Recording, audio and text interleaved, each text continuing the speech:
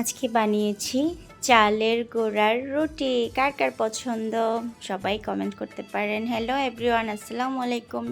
আশা করি সবাই ভালো আছেন। আমি আল্লাহর রহমতে অনেক ভালো আছি।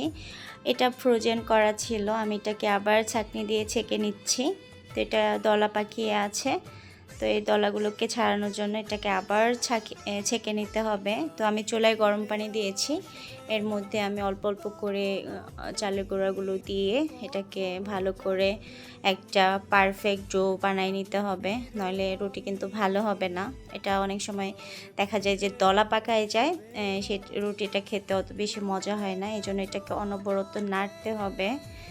তো আমি যে জায়গাটায় বানাবো এটা এখন একটু পরিষ্কার করে নেব। এই জায়গাটা পরিষ্কারই থাকে, এটা পরিষ্কার করে দিয়ে যান। তারপরও আমি আমার মনের শান্তির জন্য আবার পরিষ্কার করে নিলাম।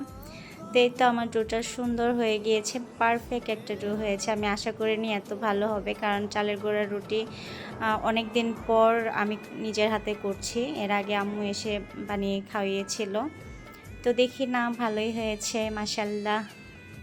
তারপর আমি রুটির একটা শেপ দিয়ে নিচ্ছি রুটি বানানোর জন্য। এই তো আমার রুটিও মোটামুটি ভালোই হয়েছে।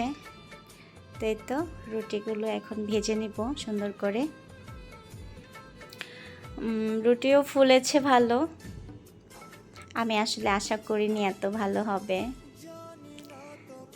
কারণ এই চালের রুটিটা আসলে আমি তেমন একটা করি না, আমার আম্মুই বেশি করে খাওয়ান। তো এই তো গরুর মাংস দিয়ে চালের রুটি কার কার পছন্দ কমেন্ট করতে পারেন। সবাই ভালো থাকেন, সুস্থ থাকেন।